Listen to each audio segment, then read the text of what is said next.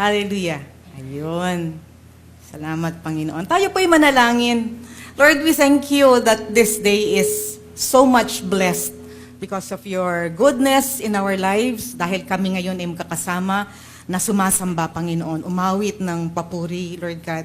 Lord, that we were able to sing our hearts out, Panginoon, na just glorifying you, just in adoration before you. Salamat, Ama. And Lord, salamat sa pagkakataon na we can come together as a family of believers, honoring you, Panginoon. At itong umagan to, Lord God, we set aside everything, Lord God, and just open our hearts to you. Lord, ikaw ang mangusap sa amin. Lord, ikaw, Panginoon, ang magtanim ng salita, ng iyong pangako, Lord God, ng iyong katagumpayan sa aming mga puso. Lord, salamat, Panginoon, na ang mga puso namin, ang mga buhay namin ay umaasa sa iyo lamang. Sa pangalan ni Jesus. Amen. Amen. So it's so good to see you, sabi nga ni Sister Arlene, nakakatuwa. You know, kung tayo na mga tao, natutuwa tayo whenever we see each other, lalo na ang Diyos.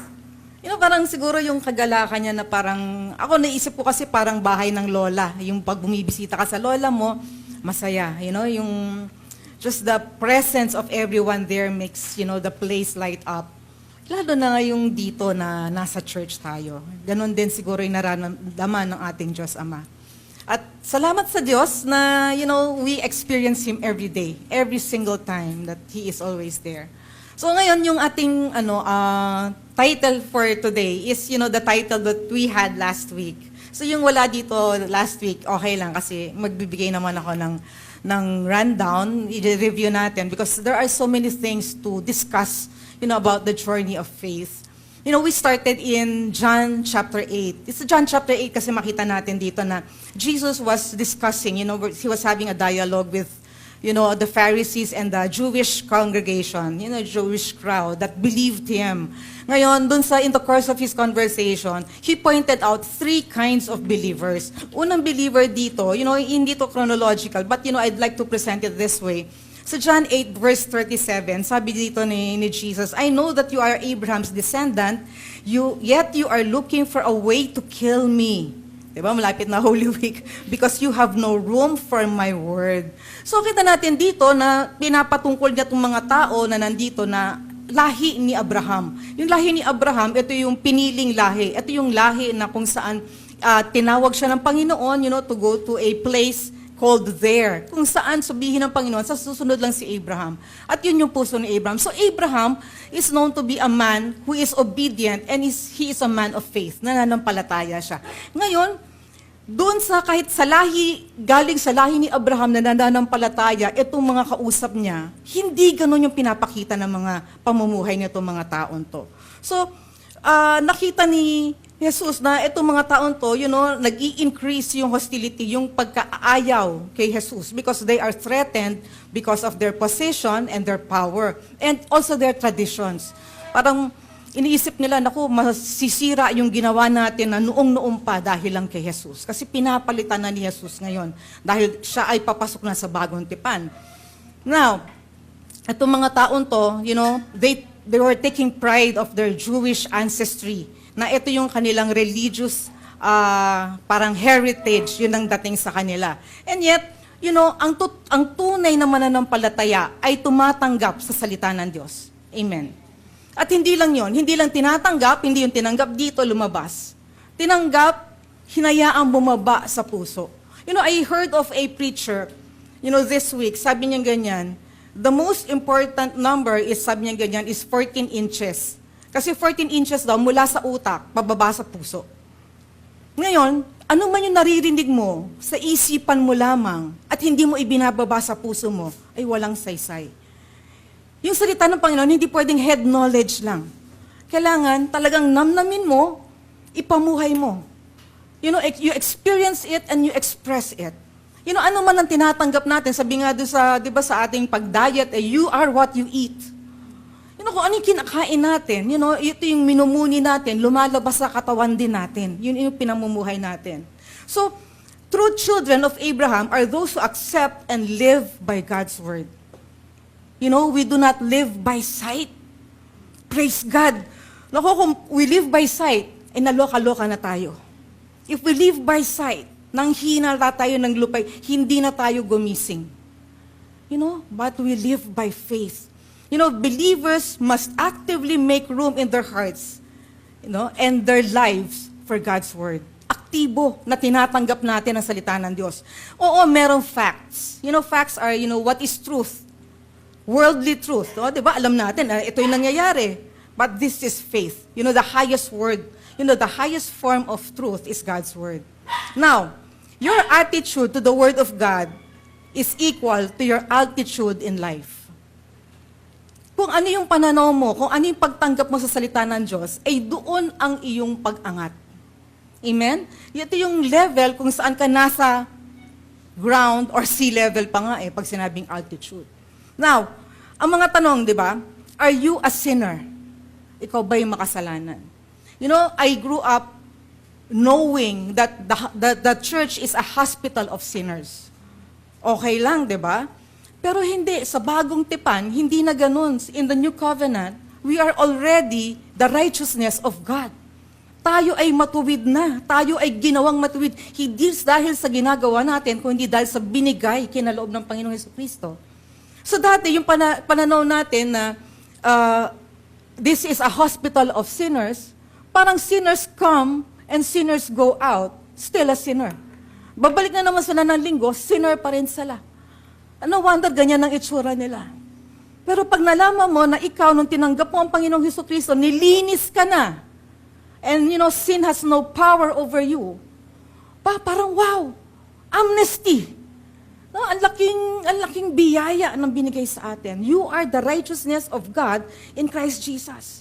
Ito makikita natin sa 2 Corinthians 5:21.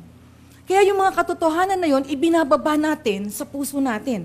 Pag ito'y nasa puso natin, iba na yung pananaw natin. Iba yung nagiging tingin natin sa sarili natin, sa Diyos, na kaibuti ng Diyos. Everything changes. Isa pa, are you sick? Nasa PowerPoint yata yan. Ayan. Diba?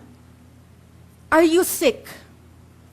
Diba, lalo na pag nagpupunta tayong hospital, dinadiagnose tayo, sinasabi, may ganito ka. Pero what does the Word of God say? In 1 Peter 2:24, you are healed by the stripes of Jesus. Dahil sa latay ni Jesus, ikaw ay pinagaling na.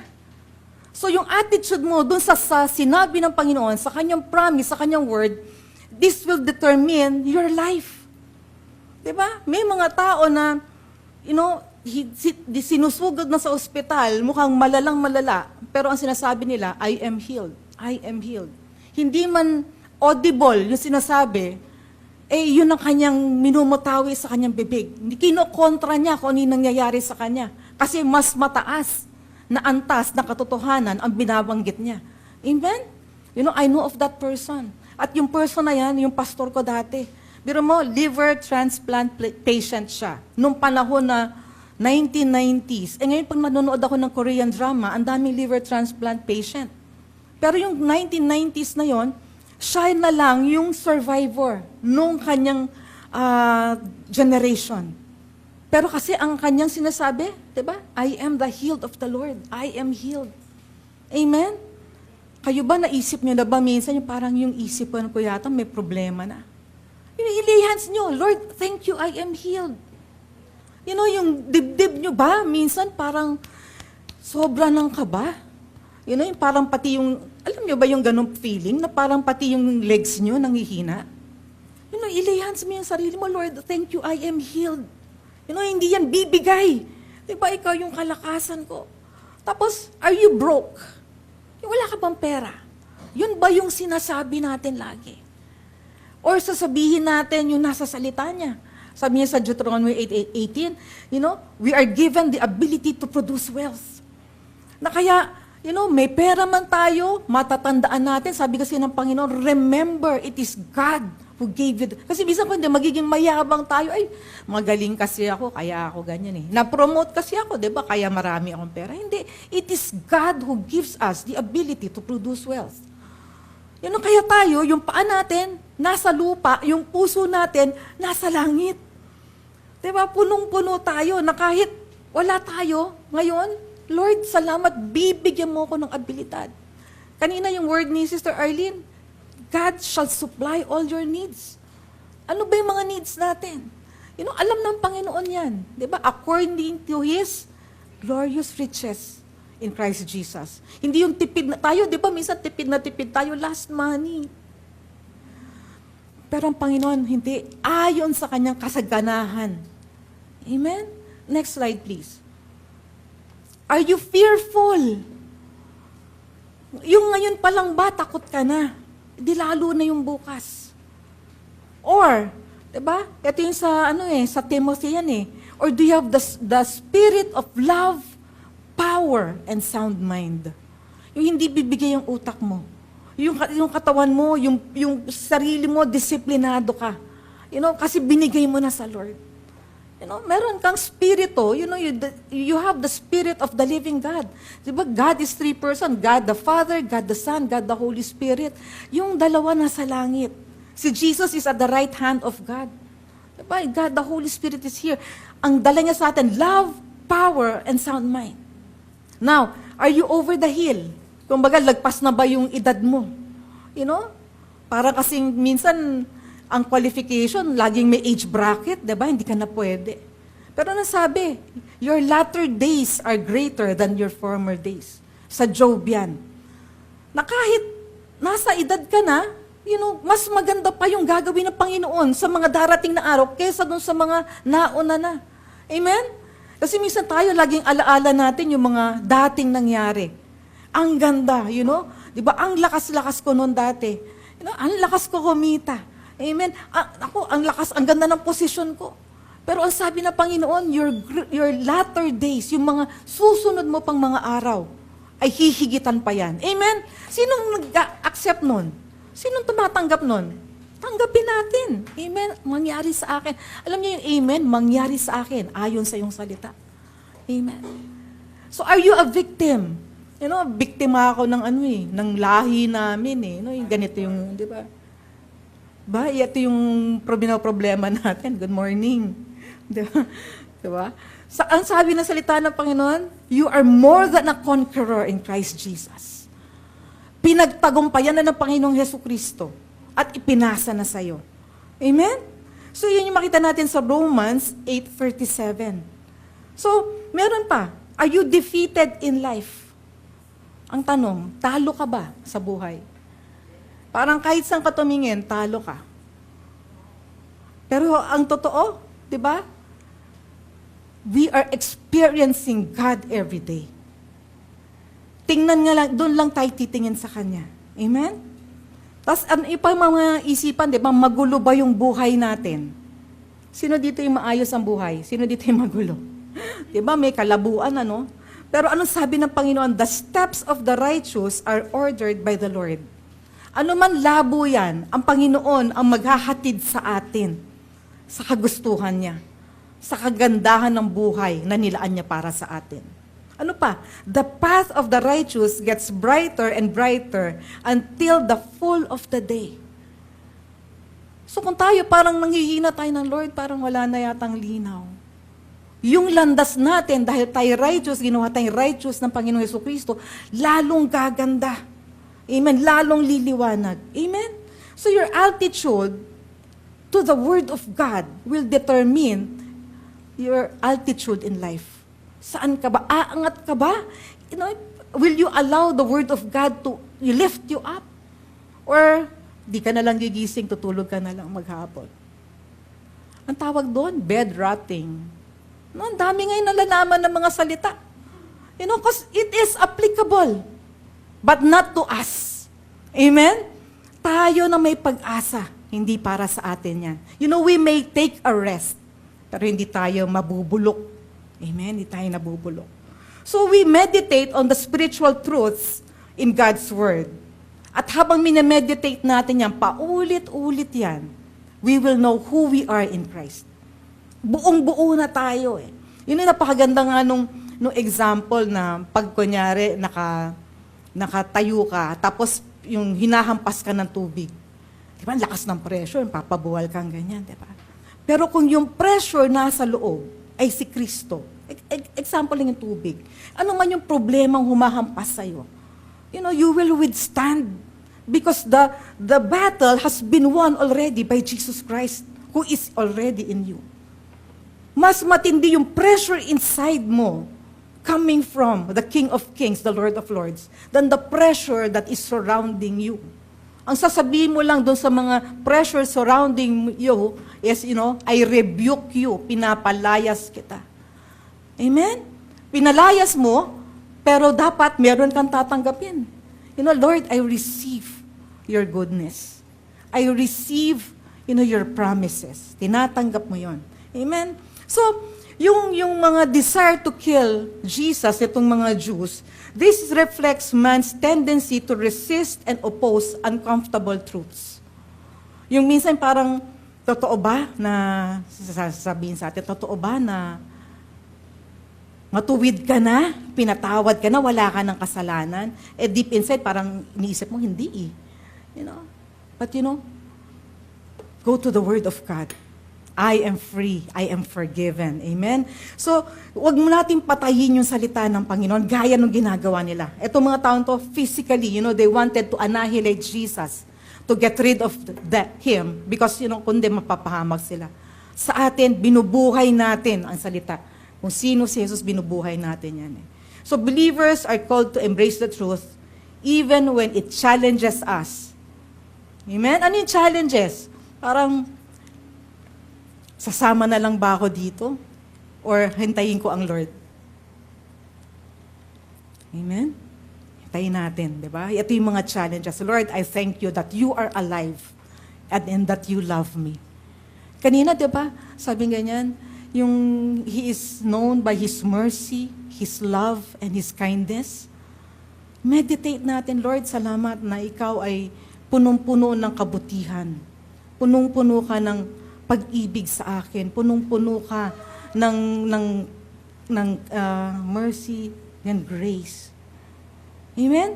Yun laging may meditate natin, Lord, ito ka sa akin. Thank you. And we thank Him for that.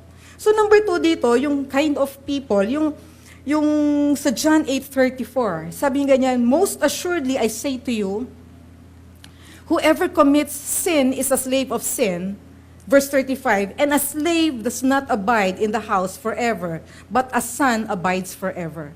So yung sinasabi itong sin, lahat ng tao, walang exemption, nagkasala. Sabi nga sa Romans 3, wala dyan sa PowerPoint, Romans 3:23, for all have sinned and fall short of the glory of God. So sin is natural because of the fall of Adam and Eve. Kaya nga, yung sin, hindi to limited sa actions, but it is, in the condition of the heart.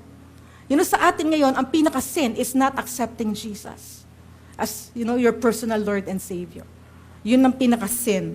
So, makita rin natin dito, yung slavery na sinasabi, this is a powerful image, both historically and culturally. Kasi dun sa panahon ng mga Greek and Romans, may mga slaves sila dati. So, yung sin, diba, hindi lang siya act, but it is also a bondage. Alam niyo yung bondage, ito yung tanikala, na parang, kahit ayaw mong gawin, gagawin mo So, this dictates a personal choice to do that. Kasi nandito ka nakaipit ka Pero ano yung sinasabi niya sa verse 35? A slave does not abide in the house forever, but a son abides forever. So, ang mga slave, they are considered property. Meron nga sa palengke, kung tayo namimili ng manok, doon nung panahon, nakakapamili ka rin ng mga slave, mga servant. So pag binili mo yan, pwede mong gamitin yung servant sa bahay mo, pwede mo siyang i-dismiss, or tapusin yung contract anytime. So wala siyang permanent place sa bahay mo, yung slave na to. Pwede mo siyang i-dispatch siya. So this reflects the temporary and insecure status of slaves. Pero hindi ito kagaya ng family member. Iba kapag kapamilya mo Diba? Pag kadugo mo, forever yan kadugo mo. So pag family member ka, meron kang security, meron kang permanence. Amen? Pag panganay niyo siya, ay ayan ho yung panganay namin. Hindi pwedeng binump off mo na yung panganay, wala na ho kami panganay, bunso lang meron. Meron panganay. Permanente yan Diba? So, lalo na sa family of God, may permanence. Amen? Di ba kayo nagpapasalamat na hindi tayo matatanggal sa pamilya ng Diyos? Amen? Napakatapat ng Panginoon. Biro mo paano lang tayo naging anak ng Diyos? Nung tayo tumanggap sa Panginoong Hesukristo, tayo ay binigyan niya ng karapatan maging anak ng Diyos. Amen? Sa John 1:12 yun. instant, ganun kadali. So, sa atin, yung sa New Testament, dahil nga doon sa John 1:12 na nakita natin, yung mga believers are adopted to the family of God. So, hindi na tayo slaves, kundi sons and daughters na tayo ng Panginoon. Galatians 4:7, sabi nga niya, therefore you are no longer a slave, but a son, and if a son, then an heir of God through Christ. So tayo, nakaasa tayo sa katapatan at kabutihan ng Panginoon. Na tayo'y pinatawad, hindi lang pinatawad, sinama sa pamilya. At hindi lang yun, binigyan pa ng mana. Amen? Yung parang, ano yung qualification mo? Bakit ka may mana? Diba? Kasi, pinatawad na ako ng Panginoong Hesukristo. Tinanggap ko na siya. So tayo, bilang mananampalataya, we live out our identity. Diba? Kung ano man tayo, diba? Hindi yan ang identity. Ang identity natin, anak tayo ng Diyos. Eredera tayo. Amen? Meron tayong magandang buhay. So, sa atin, we are the son and the daughters of God with eternal status and unchanging status. Hindi tayo tinatanggal sa pamilya. So, number 3, makita natin sa John 8:31. If you hold on to my teaching, you are really my disciples, and then you will know the truth, and the truth will set you free. So, yung being a disciple is not a one-time experience. Yung nagpapasalamat ako na meron tayong mga naministeran, bumalik. Kasi hindi natapos dun sa lugar na yun, kundi nagpunta, bumalik. May mga nag-attend, bumalik. Hindi kasi one time. So, yung ating being a disciple is a lifelong commitment to His teaching. Doon tayo nakatuon kung ano yung tinuturo ng Panginoon. We are continuing in Jesus' word, and it is the evidence of genuine belief and faith. Sabi nga ni John C. Maxwell, the secret to your success is hidden in your daily routine. Diba? Ano ba yung gusto mong katagumpayan?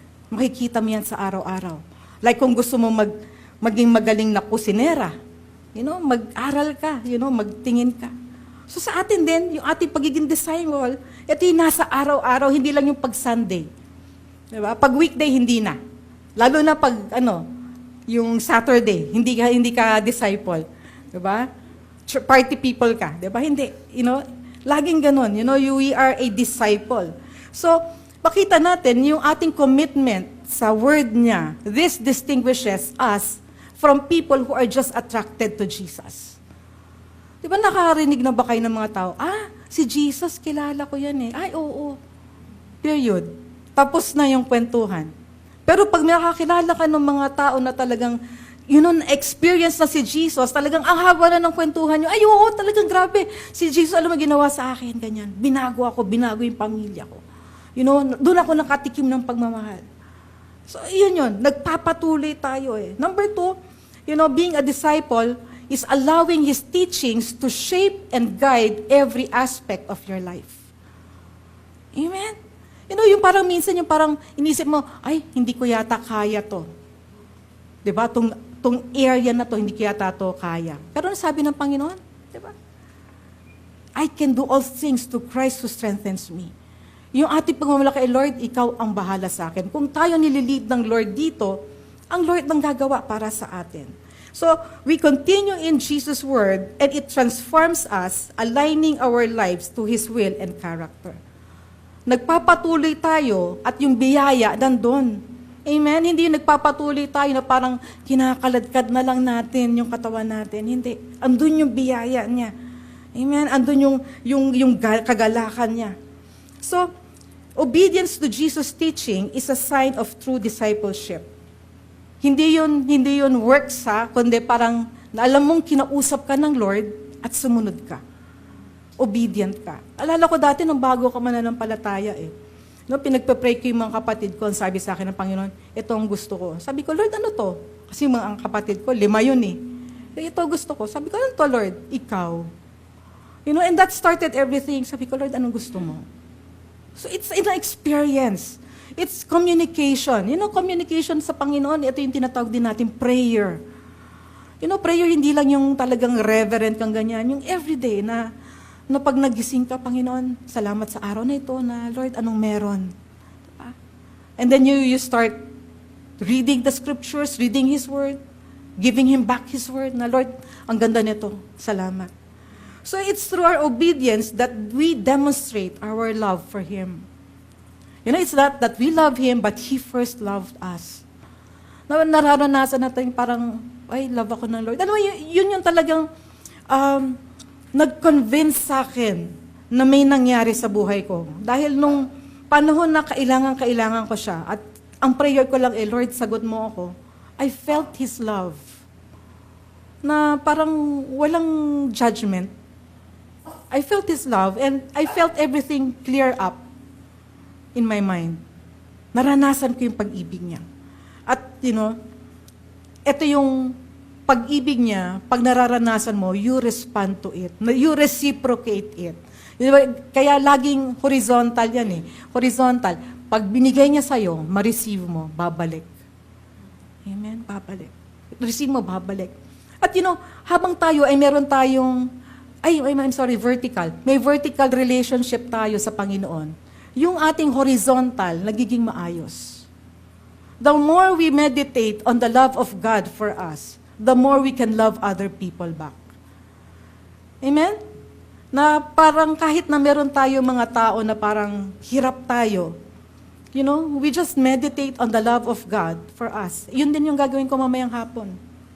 Kasi I will be faced with somebody, at yun din ang meditate ko, Lord, salamat, mahal mo ako.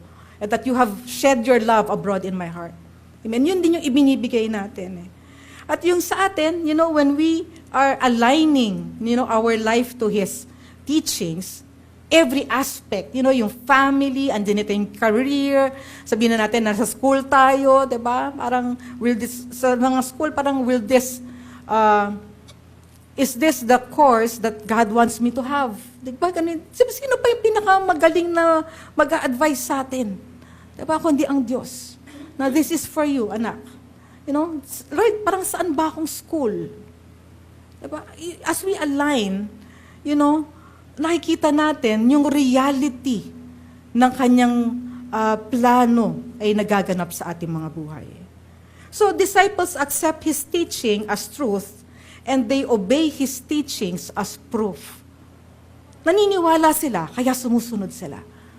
So, kumbaga, ito nga yung tinatawag ng mga tao ngayon na resibo.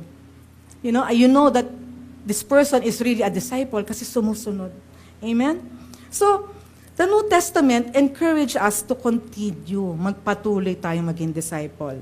In Acts 13, verse 43, this is the time wherein, Paul, who is a Pharisee, and Barnabas, who is an encourager, a great encourager, they are the pillars of the church, the first century church before. After, ministering in the temple, after that, people wanted to have another word, from them. Parang may bonus word ba? Now, in Acts 13, verse 43, ang sinabi, ang binigay na word nitong si Paul and Barnabas is, they urged them to continue in the grace of God. Dito kayong magpatuloy. Kumbaga parang sa atin, parang nakakita tayo ng isang matanda sa pananampalataya. Magtatanong tayo, ano yung maia-advise mo sa akin? At ito yung advice niya, magpatuloy kayo sa biyaya ng Diyos. Ibig sabihin ng grace of God is biyaya. Ito hindi mo to pinaghirapan, hindi mo kayang bilhin. Kung hindi ito yung regalo, dito ka magpatuloy. You cannot work for it, you cannot earn it, it's a gift. Hindi to exchange deal. Na, Lord, di ba parang, gagawin ko to, gusto ko itong gawin mo sa akin. No. Alam niyo bakit? Kasi, wala ka nang hihingin sa Lord, i-align mo lang yung sarili mo sa lahat na nang binigay ng Panginoon sa'yo. Amen? So wala nang exchange deal na dapat mangyari because everything is dealt to you already. Diba? Ikaw lang yung parang, ay Lord, salamat. Well, thank you Lord. Ito yung pamumuhay natin. Amen? So believers know what it means to begin with grace, but not everyone knows how to continue in grace. Diba? Alam natin umpisa sa biyaya. Ibig sabihin na, Lord, mahal mo ko, salamat, niligtas mo ko. Ngayon, yung everyday ko, Panginoon, itong gagawin ko.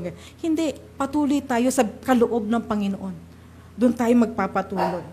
So, makita natin na sa mga tao na may kultura na performance, kagaya yung sa mga under the law, yung mga binigyan ni Moses ng 10 utos, mahirap sa kanila na tumuon, na hintayin lang yung biyaya ng Panginoon.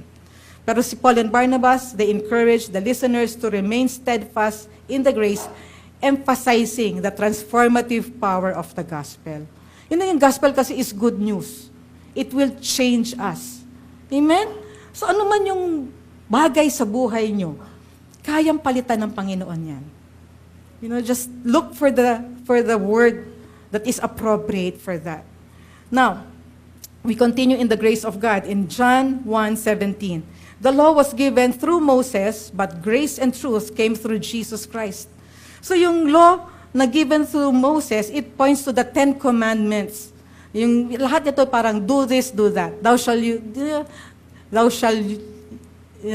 You shall not, yung parang ganon. Ito yung lahat, at meron pang 614 other commandments. Ngayon, pag hindi nagawa ng tao yon, mag-aalay sila. Kaya every year, sin conscious sila, nagkasala ba ako, ganyan. Pero sabi dito, but grace and truth came through Jesus Christ. So yung binigay na law kay Moses, this points to our need for grace that comes through Jesus. Hindi natin kaya. Parang sa lahat ng ibinigay sa ating utos, sa 10, pag isa lang hindi mo nagawa, bagsak ka sa lahat, lalo na pa yung may 614, talagang hindi natin kaya. Kailangan natin ng rescue. Amen? Diba? Thank God may rescue. Sabi sa Galatians 3:24, therefore, the law has become our tutor to lead us to Christ so that we may be justified by faith. Yung tutor dito, yung parang tutor din sa school. Ang Greek word dito is pedagogos. This describes a slave in either Greek or Roman household. Ang job niya, maghahatid dun sa estudyante sa school. Ito yung isa. Pangalawang kanyang description is mga siwa ng pamumuhay at ikabubuhay na itong tinuturuan niya. Diba? Titingnan niya. At yung pangatlo ng kanyang role, job description, is to supervise by strict enforcement of rules and regulations. So tagapamahala siya ng mga batas para dito sa kanyang inaalagaan. So until Christ came, the law was like someone trying to make us believe and behave. Diba? Diba pinapasuheto tayo? Hirap yun, Naalala ko dati na yung isang pastor ako, sabi niya ganyan, mahirap yung inuutusan lang tayo na ito ang gagawin. Ang pinakamaganda is, minamahal tayo para gawin tayo. Gawin natin yon. And that's how Jesus is. Minamahal niya tayo. So, the law, ito yung pinakita lang sa atin that self-salvation is a failure. Hindi natin kayang i-save yung sarili natin. Right? Na kahit ano yung galing mo, diba? Hindi ka pwede, yung perfection mo, ay hindi kaya dun sa katuwiran na binibigay ng Panginoong Hesukristo. So, etong law, this prepared us for the message of Christ, bringing salvation as a gift. Ang ganda ng translation, salamat sa Diyos na nabuhay tayo sa biyaya. Kasi sa kanila, do's and don'ts, pagdating sa atin, grace, ibinigay ng lahat. Amen? So, only those who have known how it is to really obey and fail, know, the value of grace. Na yung parang hirap na hirap kang sumunod, hindi mo naman, wala ka namang magawa, bagsak ka pa rin. Kaya ma-appreciate mo yung binibigay na biyaya ng Panginoong Hesukristo sa atin. So makita natin, di ba? Sabi nga yan, the law was given through Moses. Si Moses ang may dala ng law, given through Moses. Tingnan natin, the first recorded act of Moses is found in Exodus 2, verse 11. Sabi nga yan, one day Moses had grown up, diba? He went out to where his own people were and watched them at their hard labor. Kasi alam nga ni Moses na Hebrew siya pinalaki siya sa Egyptian palace. Nire-raise siya bilang isang king doon. Pero deep in his heart, alam niya na ito yung layunin niya, to be a deliverer of the, yung mga kanyang Hebrew people. So, nung nakita niya yung hard labor, he saw an Egyptian beating a Hebrew, one of his own people. So, ito yung nakita niya. Now, verse 12, looking this way and that, and seeing no one, he killed the Egyptian and hid him in the sand. Alam niyang malalagot siya. Kaya nagtingin-tingin muna siya. Kasi alam niya na deliverer siya eh. And he thought that this was the manner of, delivering his countrymen. So tinignan niya at tinago niya yung Egyptian. So, pakita natin dito, yung kanyang ginawa was to defend and avenge the beaten Israelite, but also with the expectation that his fellow Israelites would recognize him as their deliverer. Ang nangyari kasi, nung minsan naman nakita niya na dalawang Israelita nag-aaway, na magitan siya, ang sinabi sa kanya, bakit papatayin mo rin kami? Parang hindi kinilala na siya ay may mabuting hangarin sa kanya. So, pakita natin, yung kanyang unang ginawa was that he killed a man. Yung tagabigay ng law killed a man. Number 2, makita natin dito, Moses' first miracle was when he turned water into blood. Ito yung inililikas niya yung mga Israelita from Egypt at nagpadala ng plagues ang Panginoon. Makita natin ito sa Exodus 7. It is where the water was turned into blood. So yung Nile River, naging dugo. Imagine niyo yun. Yun na yung konting drop of blood nga lang, yung supot nga lang na namaiwan, yung galing sa palengke. Ang baho, di ba, ang lansa. Ito buong Nile River. At ang nangyari doon, lahat ng mga isda namatay. Ngayon, hindi na contain lang sa Nile River. Lahat ng tubig nagkaroon ng dugo. So yung mga tubig sa mga palayok, kung ano yung mga iinuman, they became undrinkable. So makita natin dito, na the law ministers death. But, sabi nga niyan, but Jesus gives life. Diba? Sabi niyan, but grace and truth came through Jesus Christ. John 10:10. I have come that they may have life, diba? And have it more abundantly. Hindi lang yung mere existence na humihinga ang tao. Yung natutulog, kumakain, nagtatrabaho. But he said here that I have come that they may have life and have it more abundantly. Sa ibang translation, sabi dito, have it to the full. Sa New Living Translation, sabi, my purpose is to give them a rich and satisfying life. Amen? So, do you have Jesus in your life? Have you reached the point na rich and satisfying na yung buhay mo? Hindi pa. Lord, let's focus on Jesus. It's okay. Hindi parang, eto namang anak mo to, eto namang sinave na. No, God is not KJ. Jesus is not KJ. Right, sabi mo, rich and satisfying life. Life in its fullness. Buong buo. Amen? Kung bitin ang buhay natin, let's go back to the Word. Continue in the grace of God. It's not because magaling ka. It's not because masunurin ka. Yung pagsusunod lang is only a result of the relationship that you have with God. When I started following God, it was because I knew I was lost and I knew God wanted me to a better place. If you are not convinced that God wants you to be in a better place, hindi ka susunod. Hindi ka magtatanong. Amen? Parang wala kang gana, parang, pupunta ba ako dyan? Hindi na lang kaya. Mamili kaya ako. Matulog na lang ako. Punta na lang. SM na lang kaya. No? Pero pag alam mo na talagang makikinig ka kasi kailangan mo yan. May message sa'yo ang Panginoon. Pupunta ka. Merong magpapalayang salita ang Panginoon sa'yo. Bububuin niya ang buhay mo na matagumpay. Diba? Sasama ka dun. Amen? Life in abundance. More abundantly. Diba? Yun ang purpose ni Jesus. Amen? Kaya hanggat hindi pa more abundant yung buhay natin, let's focus and keep on focusing on Jesus. Amen? We can have somebody to turn to and to talk to. Lord, discuss. Diba kung kayo nakikipag-discuss kayo sa boss nyo, sa friend nyo, Diba sa kuya nyo, you discuss things with Jesus. Ano yun? Paano? Through His Word. The abundant Word, through prayer, through communication. Amen? So yung word na abundance, ang ibig sabihin nito is perisos. It has the mathematical meaning and generally denotes a surplus. Ito yung life in abundance, surplus. Hindi ito yung buhay na parang hindi ka na nga makahinga.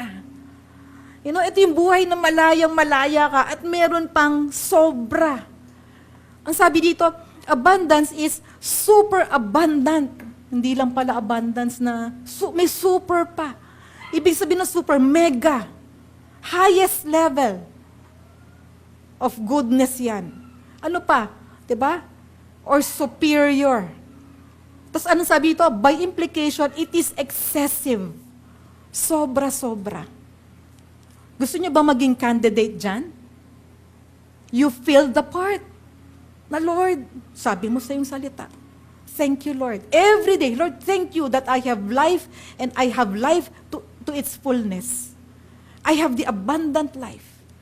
Dati tinuturo ko sa mga kasama ko na ang buhay nyo parang telon na puti. Kung maitim yung telon, yung ibig sabihin ng telon, it's like a canvas. When you are painting, it's like a canvas. If your canvas is very dark, very ugly, erase it. Now, what do you want in life? Start painting in that canvas. Start speaking the word in that canvas. Ibalik natin na, Lord, diba, yung masaganang, mukhang imposible, pero Lord, walang imposible sa'yo. Ito, Lord, ang canvas ko, diba? Fulfillment sa pamilya. Diba? Kasaganahan, Lord. Kapayapaan. Diba? Kung ang pamilya natin, ang gulo. Tabi natin yan. Hindi ko tinatanggap yan. Ito ang canvas ko. Ito ang buhay ko. Diba? Masagana, masayang pamilya, nagpupuri sa Diyos. Hindi nagmumurahan na pamilya. Napakahalaga nun. Amen? Ano pa yung gusto mo? Lord, salamat Panginoon na, Lord, ako makakatapos ng pag-aaral. Alam nyo, I took up my college degree in 4 years. Kasi yun ang plano ko. That time, napakamaloko ko, pero sinabi ko sa sarili ko, hindi ako mapapaya, hindi ko papaya ang tatay, nanay ko. Kukunin ko ng 4 na taon to. Kinuha ko ng 4 na taon. Kaya ngayon, ang prayer ko sa mga tao, hindi lang compliance ang pagpasok, kundi excellence. Hindi yun kasi dati nagtatrabaho na ako. Ganon eh. Ngayon talaga yung career path nyo ay galing sa Panginoon. Amen. Kaya yun yung prayer ko sa mga tao sa church. So, ganon kaganda ang gusto ng Panginoon sa atin. My purpose is to give them a rich and satisfying life. Na pag ikaw ay napahinga, wala kang sasabihin kundi, salamat, kinikilig ka pa. Hindi yung pag napahinga ka, ang gulo pa rin ang utak mo. Hindi yun ang layunin ng Panginoon. Na Lord, thank you. Lord, salamat, ang ganda ng plano mo. Ngayon pa lang, saya na Lord. Salamat. Paganda ng paganda. We align our thinking, we align our heart with the Word of God. Sabing ganito ni Boyce, si Boyce, ano siya? He's an American Christian writer, speaker, tsaka ano siya, he has been the senior minister in a church from 1968 until the day he died in the year 2000. Ang tagal 32 years in the ministry, tas ang dami pang excesses. Sabi niya ganito, the abundant life is above all the contented life in which our contentment is based upon the fact that God is equal to every emergency. Ano ba mga emergency natin? Calamities, crisis, something, serious, unexpected. And, a lot of times, itong mga emergency, these are dangers na nahaharap natin. Pero ang sinasabi niya, our contentment is based upon the fact that God is equal to every emergency. Hallelujah. Ang insurance mo ay sa Diyos. Hallelujah. Ang insurance natin ay nasa Panginoon. Hindi dun sa mga insurances na parang kailangan ma-insure ako kasi bakit hindi sigurado ang buhay. God is equal to every emergency. Amen? Sagot tayo ng Panginoon. Now, hindi ako nagsasabi na kayo bumili ng insurance. That's between you and God. Sinabi ng Lord, bumili ka anak, bili ka. You know? Pero, di ba? God is equal to... andito ba yung pananampalataya natin? Na parang kakaba-kaba ba tayo? Ay, naku, may ganito, naku, may nangyari. Or, andyan ang Panginoon. Ang pangtapat at pasobra dyan ay ang Panginoon. You know, you have to be in a point in life that you put your feet down on something that is God and God alone. Hindi pwedeng parang, pagod na pagod tayo niyan. Isa lang. Focus. Isa lang. Ano sinasabi ng Panginoon? Ano ang totoo? The rest are the lies of the devil. Do not even entertain, accept it. Diba? Let it go. Palayasin yan sa pangalan ni Jesus. Amen? Ano pa? And He is able to supply all our needs according to His riches and glory in Christ Jesus. May pangamba ka, may pangangailangan ka, andyan ang Diyos. Amen? Diba sabi nga doon sa isang scripture, I have been young and now I am old. I have not seen the righteous forsaken, nor his seed begging bread. Alam mo, sa mga kaibigan ko na may mga anak, ang gaganda ng buhay ng mga anak. Hinigatan pa sila. Amen. Pabuti ng pabuti. Kung ang mundo palabo ng palabo, kailangan nila kasi ang Lord. Tayo na may Lord, paliwanag ng paliwanag, paayos ng paayos. Amen. Alam, sa point na alam natin kung anong gagawin natin. Na yung puso natin, yung tinutubok ng puso natin ay tinutubok ng puso ng Panginoon. We are one. We are in union with God. Yun yung gusto, yun yung reason why God created man. It's not for man to worship Him. No, it is a byproduct. The purpose of man is to be loved by God.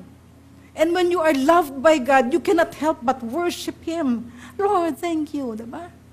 Ganun lang yun. Kung ano yung binibigay sa'yo, ibinabalik mo lang. Paikot-ikot yan. Vertical relationship with God. God is so good.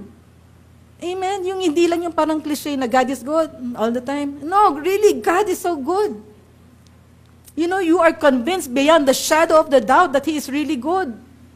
Amen? He is equal to any emergency, any crisis, anything that is unexpected. Hindi masusurprise ang Panginoon. Alam niya na yan. And He has you covered.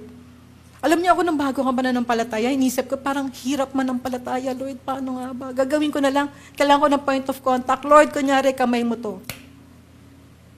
Lord, kunyari, bisig mo to. Nakaganon ako. Kasi kailangan ko ma-feel. Kailangan ko ma-connect. Paano kayo kumukonect sa Panginoon? He is available 24/7. Amen? So, discuss natin si Boyce. Jesus is presenting Himself as the Good Shepherd. Diba? He is the Good Shepherd. At ang contrast dun sa John 10:10, diba? Is the thief. Ano yung thief? These are the false teachers. This is Satan himself or any force that seeks to harm and lead people away from the truth of Christ. Ito yung humahatak sa'yo na hindi manampalataya. Ito yung humahatak sa'yo na paniwalaan yung hindi plano ng Panginoon, hindi kaloob ng Panginoon. This is, who the thief is.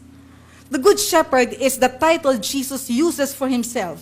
Kasi kanyang job description is to protect and to provide for His sheep. Alam niyo yung sheep, kasi kailangan dadali mo yun sa still waters. Kasi pag hindi patag yung tubig, sa dami ng fur niya, maaanod siya, mamamatay siya. Kaya kailangan dadalhin nung shepherd sa payapang tubig para makainom. Kailangan dalhin kasi kain ng sheep. Kailangan dalhin ng shepherd dun sa luntian na lugar kung saan makakakain, mabubusog ang sheep. At kahit maraming shepherd, maraming sheep sa isang lugar, yung sheep ng isang shepherd ay sasagot lamang sa pagtawag ng shepherd. Maraming sheep call Kakatuwa. Pag kunyari, prrrt, prrrt, ganun yung call kunyari ng particular shepherd, yun lang sheep niya ang magre-respond doon. Kung ang call nito shh, shh, ganun. Yung sheep niya lang. And the good thing is, the sheep hear my voice. And the voice of the stranger, they do not follow. Alam niyo, nung narinig ko yung scripture na yan, nung bago ko mananampalataya, sabi ko, Lord, tinatanganan ko to, sabi ko, in the voice of the stranger, I will not follow, but I know your voice, I hear your voice, and I receive your voice, and that you will make me, confident that it is your voice. You will always assure me that it is your voice. How do we do that? Through the Word, through the witness of the Holy Spirit. Yung Holy Spirit na nasa atin. We are new creations. Meron tayong Holy Spirit. Buhay yung ating spirito. And the Holy Spirit communicates with our spirit. And that's why we know that it is from God. Alam niyo paano niyo malalaman kung it is God? Hindi kaya ng effort niyo. Hindi kaya ng sarili niyo gawin. You know that it is God. Amen? So, ganun ang Panginoon sa atin. So, the life He offers is characterized by spiritual richness. Yung spiritual richness na yon, everything is already ours. The more that we read the Word, the more that we listen to the Word, the more that we would know who we are in Christ. Malalaman natin yan. So, hindi lang yon, hindi lang spiritual richness, kung hindi meron tayong eternal fulfillment. Ano yung eternal fulfillment? Ito yung buhay na walang hanggan. It's not only that. It is being always with God. Amen? Mahalaga ba yun na laging mong kasama ang Diyos? Whatever circumstance, saan ka mapunta kasama mo ang Diyos. So, man responds to Jesus' super abundant life. Now, we have this Susanna Wesley story. Si Susanna Wesley, she is the wife of a pastor. And, wala pang family planning. She has 19 children. Right, 19. 19 children. Napakadami. Now, si Susanna Wesley, dahil sa busy yung buhay niya, whenever it's time for her to pray, she would just only pull up her apron. And it is going to be a sign for the children that it is mama's quiet time. It is mama's time to pray. Alam niyo, ganun lang kadali. Ano yung storya ni Susanna Wesley? Ano tong apron prayer na to? This shows her devotion to pray. Na ma-single out niya ang Panginoon. Siguro hindi niya kaya mag-pray dahil ang gulong nga naman Ilang bata lang, minsan isang aso nga lang, naguguluhan tayo 19. Diba? It is time, hindi lang niya devotion to pray, kung hindi yung importance of prayer. Yung kahalagahan ng panalangin. Alam niyo ano naging bunga ng pananalangin ni Susanna Wesley? 2 doon sa anak niya. Their names are John and Charles Wesley. They became the founders of a church denomination. So nakita nila yung ginagawa ng nanay nila, nananalangin. Kaya tayo, hindi reason yung busy ako Walang lugar. Ako gusto ko nga sana pumunta ngayon sa Prayer Mountain. Kaso hindi pwede. Meron akong daughter duties. So hindi ko kaya. Susanna Wesley na lang ako. Hahanap ako ng apron. Hindi naman kailangan. Tahimik naman yung nanay ko. So, hindi reason na walang lugar, walang quiet room Hindi, apron lang. Pag naka-apron ka, naririnig mo pa rin. Pero the children came to respect that. 19 children came to respect that. Nakita nila yung passion ni Susanna Wesley. So man responds to Jesus' super abundant life. It is not that she has to pray. It is that she wants to pray. Gusto niyang manalangin. Amen? So sabi ni Spurgeon, life is a matter of degrees. Some have life, but it flickers like a dying candle and is indistinct as the fire of a smoking flax. Others are full of life and are bright and vehement. Yung iba daw kasi parang passionate, intense. Pero yung iba, aandap-andap. So tingnan natin ano yung first miracle of Jesus naman. In John 2, Jesus turned the water into wine. Diba? Hindi to reason para mag-inuman na. No, minsan parang, oy, okay naman pala kayo. Hindi, it's not, hindi yun yung message ni Jesus. Ang message ni Jesus, yung siya, His presence, His generosity results, in celebration, in life and celebration. Diba? At isa yun. Pero hindi lang yon. This sends a profound message that Jesus has the power to transform any state. Di ba tubig naging alak? Yung ubas nga, ang tagal yun, ipe-ferment nila yun hanggang sa maging alak eh. Pero ito, very clear, tubig naging alak. The same miracle that He performed with the water, He can perform in our lives. Amen? Tinitingnan ko yung significance ng ng alak eh. Sabi nga niyan, it is very expensive. Parang it's very valuable daw. Tayo din. Parang iisip natin, I'm just ordinary, I'm not even at par.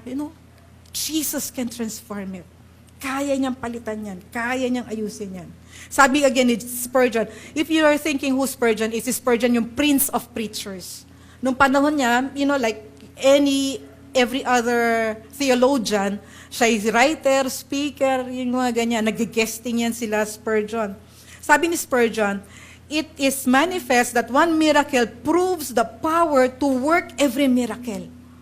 Kapag may nag-miracle na, kaya na yung ibang mga miracle. Parang nagawa na eh. So, pwedeng gumawa pa ng iba.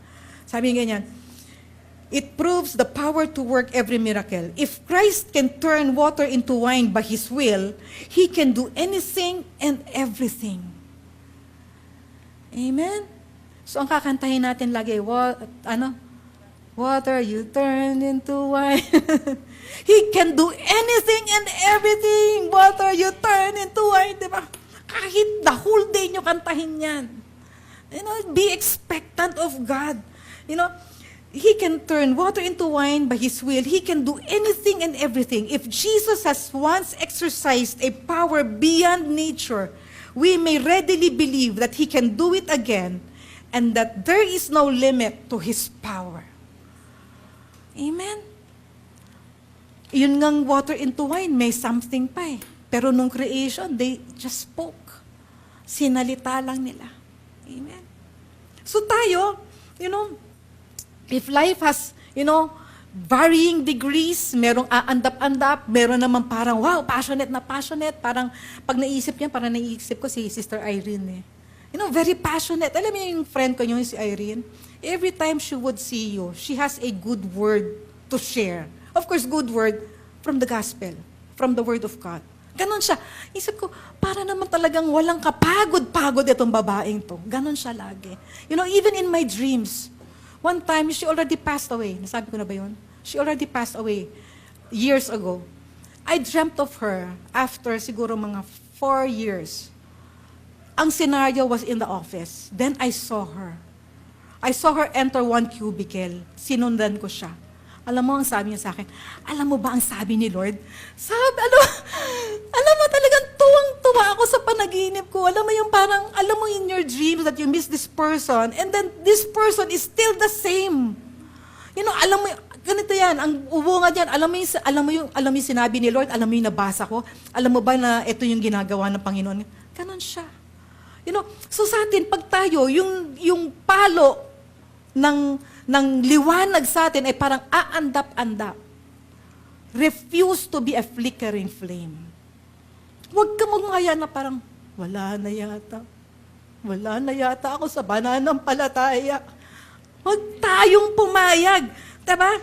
Sabi sa Isaiah 42 verse 3, alam niyo, nakakatuwa to eh. He will not crush the weakest reed or put out a flickering candle. Yung sabi, kahit yung damo daw, hindi niya tuluyang babaliin. Diba? Sabi niya ganyan, yung pag niningas daw, hindi niya papatayin kung usok lang ang nakikita.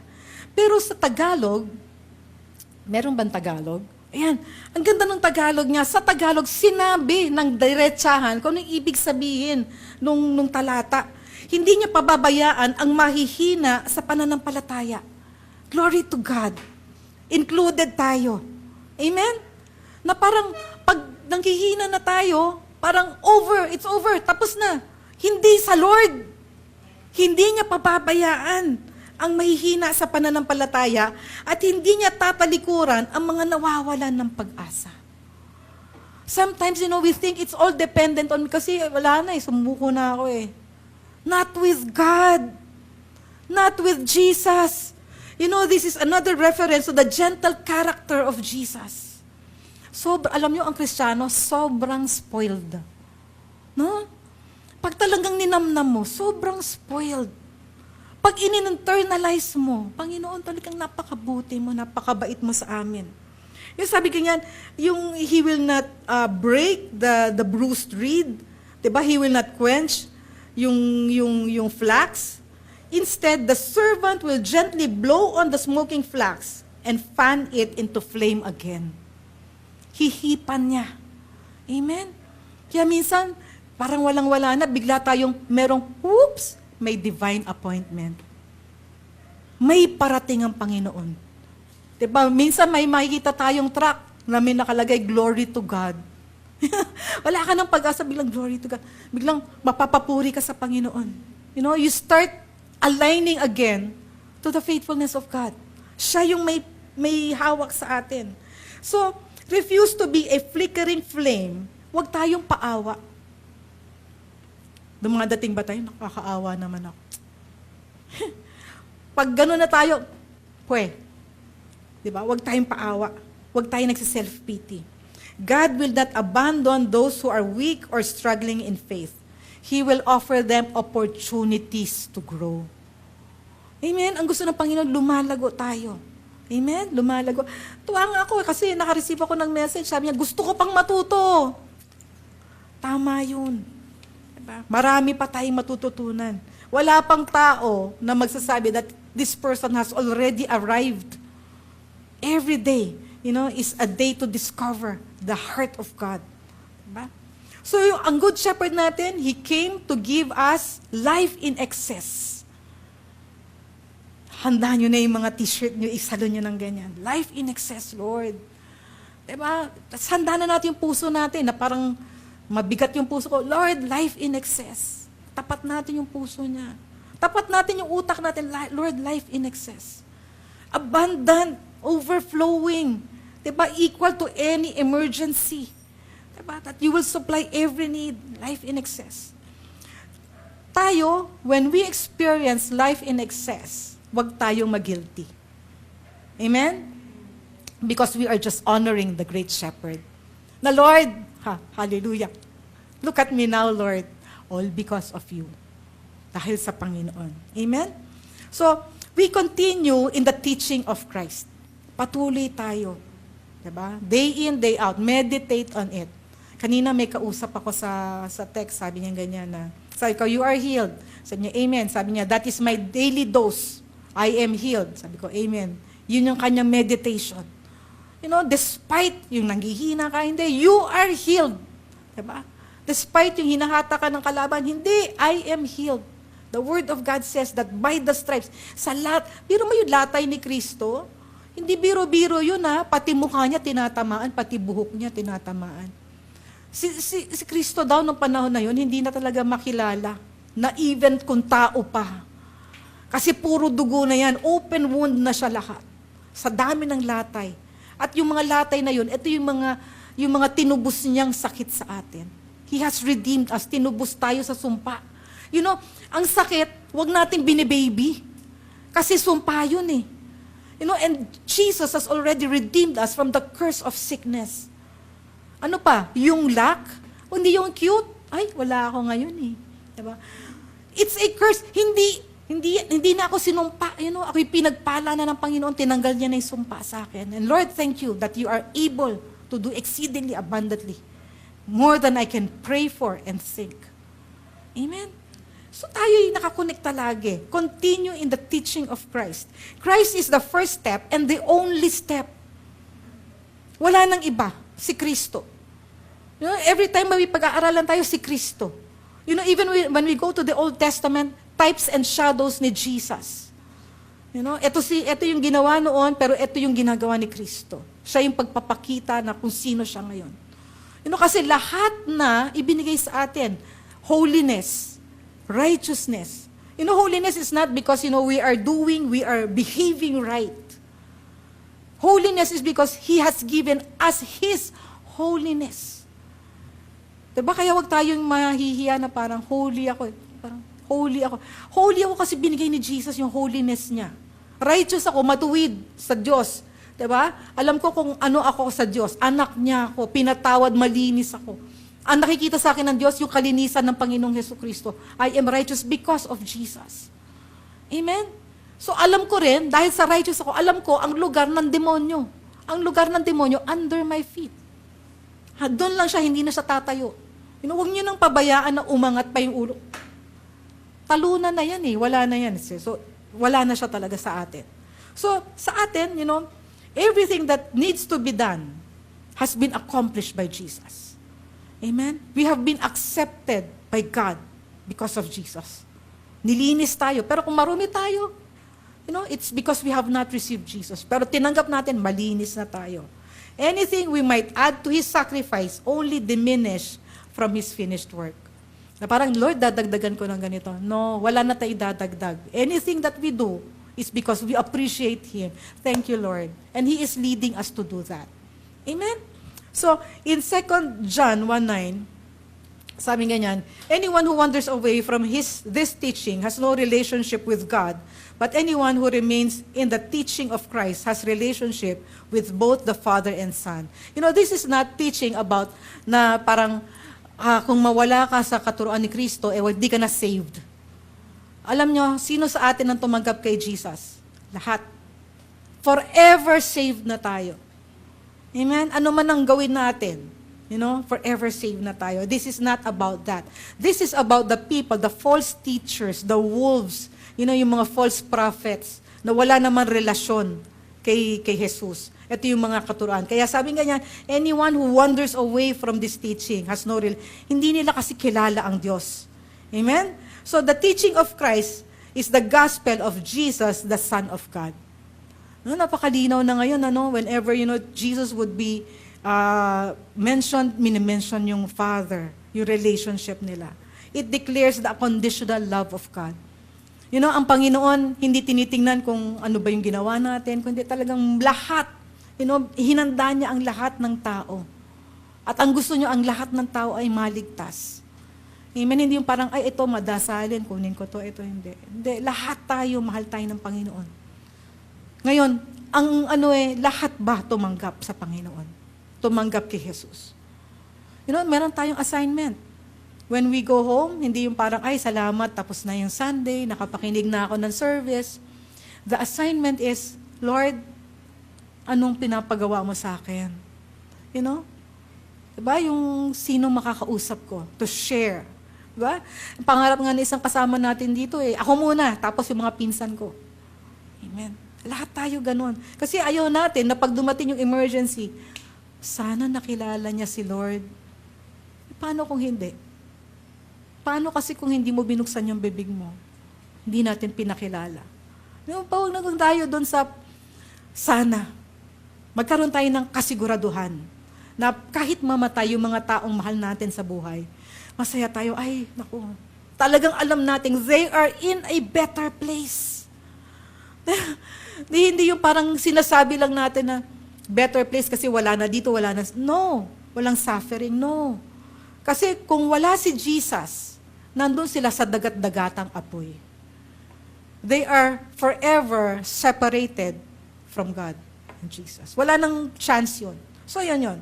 So, sa atin, the gospel of Jesus Christ, He proclaims forgiveness of all our sins on the account of His blood, the shedding of His blood. Galing sa dugo na binigay ng Panginoon. Ito yung bagong kasunduan na sa latay niya, sa dugo niya, ito yung katubusan natin. At the gospel of Jesus, the Son of God, invites us to a new and eternal life that is only found in Him. Amen? Tayo po'y tumayo. Hallelujah. Salamat, Panginoon. The Father and the Son, they are a team. Hindi mo sila mapapaghiwalay. Nung panahon dati, yung mga tao naniniwala lang sa Diyos. Pero nung dumating si Jesus, hindi nila tinanggap. Kasi ang inaasahan nila is, a political leader na magpapalaya sa kanila sa mga Romano. So nung dumating si Jesus, very meek, very humble, na gumagawa ng mabuti, na mukhang hindi mag-aaklas sa mga Romano. Hindi nila tinanggap. Pero dahil tayo, tinanggap natin si Jesus, binigay niya sa atin ang Diyos Ama. Pleasant surprise. Na dugtong-dugtong. Ito yung progressive plan of God for redemption. Na iba ang pag-iisip ng Panginoon. Ang gusto ng Panginoon is for us to be His family. Na meron tayong ama. It's a big deal na meron tayong tatay. Na meron tayong nasasabi, kasi yung tatay ko. Napakabuti ng tatay ko. We have a Heavenly Father who recognizes us as daughters, as sons. Hallelujah, na hindi tayo ipagpapalit, na hindi tayo itatakwil. Mahal tayo ng Panginoon.